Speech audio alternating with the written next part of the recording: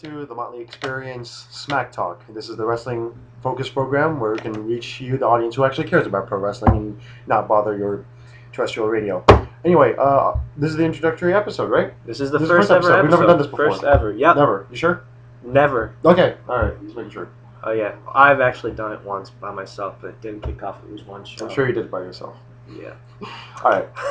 Anyways, my name's Aristides Marusas. The Motley Experience is my radio show, but I want to expand it, so I've got my good friend Eric over here, also a very, crazy, passionate wrestling fan with me on the show, and this is going to be the first webisode that I've done at all. I'm very excited about this, and it's going to be a pro wrestling webisode. Pro wrestling is very dear to my heart. Hi, I'm Eric Francisco, writer for the Fanboy Federation, and you can find it at thefanboyfederation.wordpress.com. I'm also a podcaster on Ranger Bar Radio. You can find that on iTunes, and I also am on Twitter at twitter.com/EricTheDragon. Anyway, I've been a fan for since 2003, and I know I just interrupted your segment like an asshole. I don't care. Okay, Kanye. Whatever. Yeah, I've been a fan since 2003. My first show was a Monday Night Raw broadcast in July.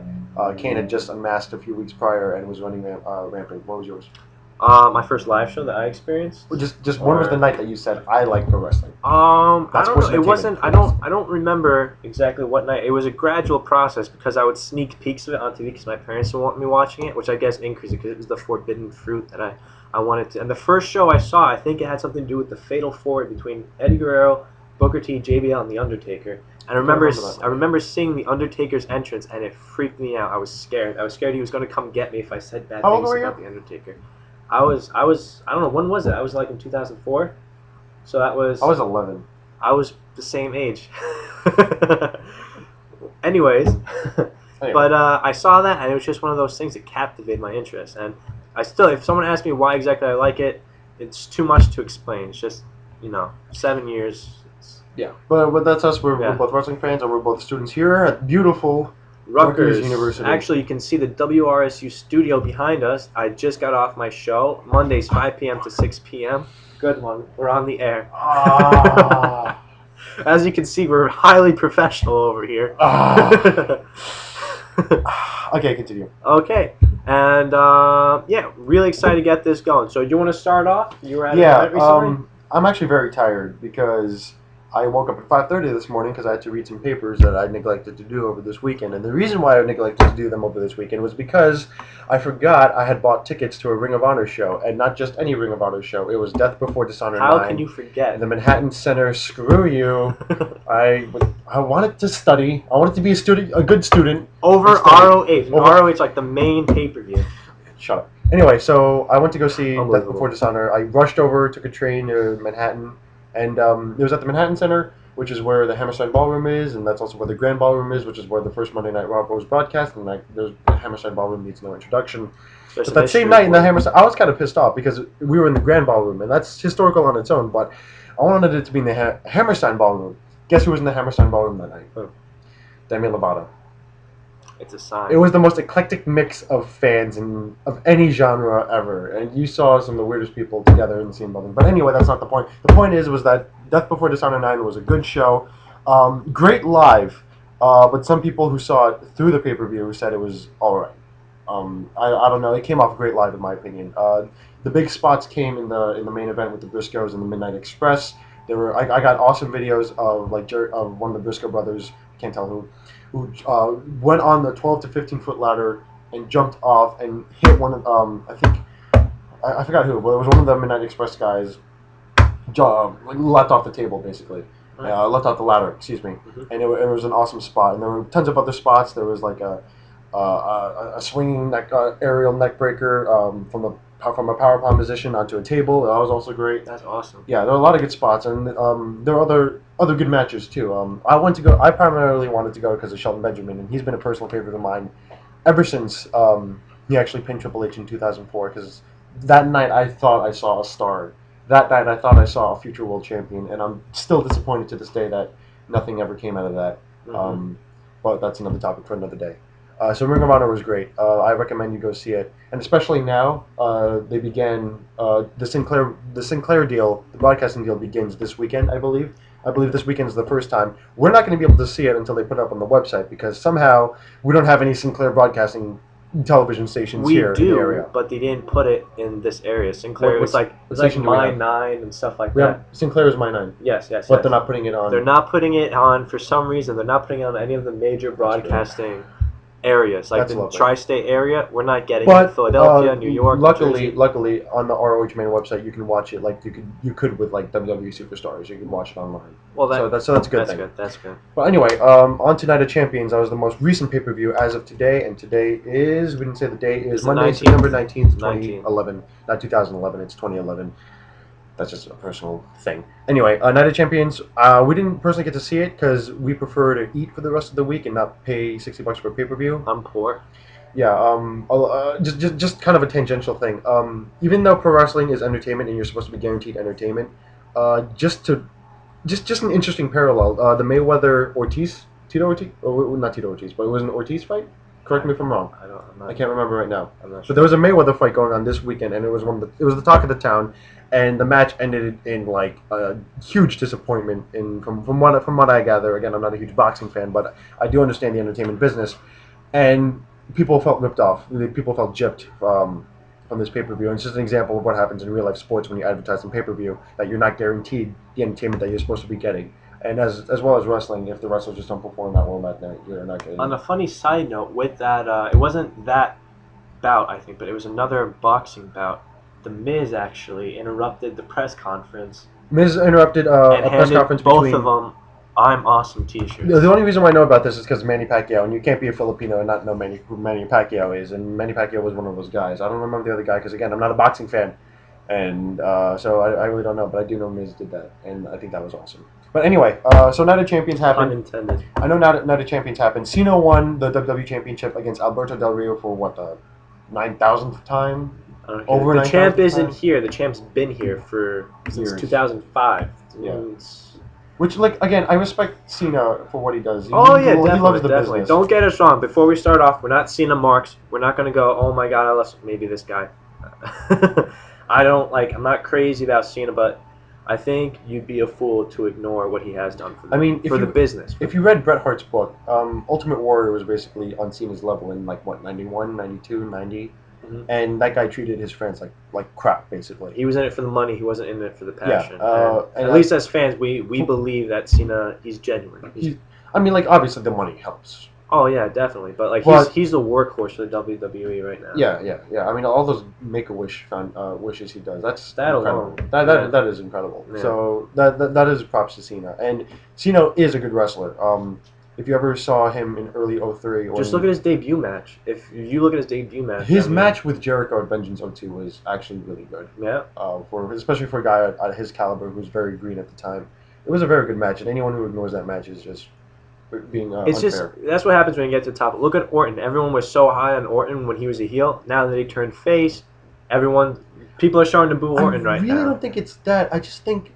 No, because his move list has been cut down. Now it's the same thing. He does the scoop power slam off the ropes and then RKO. Any good wrestler really would have a set of a pattern. Yeah, but that's basically it right now. He gets beat up and then he comes back with the 5 moves to do. Exact same thing that happened to Cena. When he first started, he had a wide array, and then the more popular you get, the more condensed your moves are.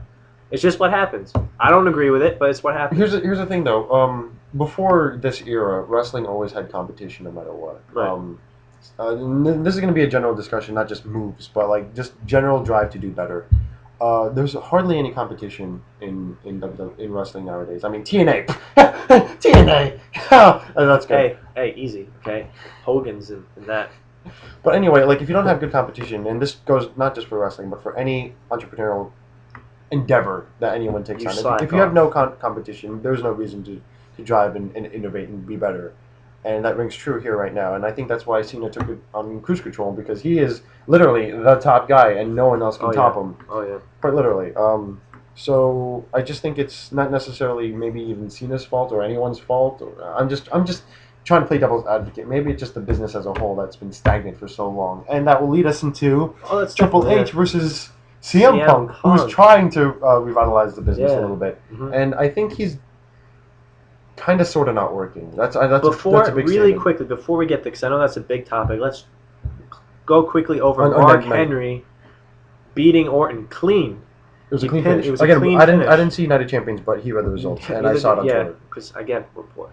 Yeah. We're students. So clean. He did world's strongest Community slam, students. and then boom, he pinned him clean. That's it. No interference. Nothing. I think that's great because he kind of deserves a championship. He's been with the company for so long. He stayed loyal. He hasn't gone out. And he has a dominating look. Like you can't have a guy like Khali who looks like a world champion but sucks in the ring. And you have a guy like Mark Henry who also looks like a big strong guy. Not the best in the ring, but he can put on a good match. He can play monster. I just think it's kind of funny that we're living in an era in the WWE when everyone's kind of small, relatively small. And I mean, who are the big guys now? Sheamus, Mark Henry, Kane. Yeah, Sheamus. 10 years ago, Sheamus would have been an average guy. I have to be missing one big guy. Big Show. Okay, yeah, but they're on suspension. Not suspension. They're on vacation right now or something like that. Yeah, they're vacation. They're on leave. So really, who's the big guy left? And I'm not saying big guys are always guaranteed. Nash is back. Not really. He's fired. Remember? Well, I'm not saying the big guys are just. It's just an interesting turn of events in the WWE. Yeah. That is all I'm saying. But anyway, I heard. Congratulations to Mark Henry. I think he deserves it. He deserves a nice lengthy reign like Kane did last year around this time. A few months. The one thing that I don't like about him winning the title now, I wouldn't mind if he won the title, but the thing is now, both world titles are changing hands every pay-per-view. For the past few pay-per-views, they've changed hands. I know. That I do not like. Titles have been devalued for a long time. I do not like it. I was hoping The Miz would have the title for at least a year just to bring back prestige to the title and to his own character. Maybe not a year, but a few good months, and have a face hold it for longer. I would like to see a champion be a champion for a year. I think that would be interesting. Cena did it. Never mind. I stand corrected. But yeah, congratulations. Again, I'm happy for Mark Henry. So am I.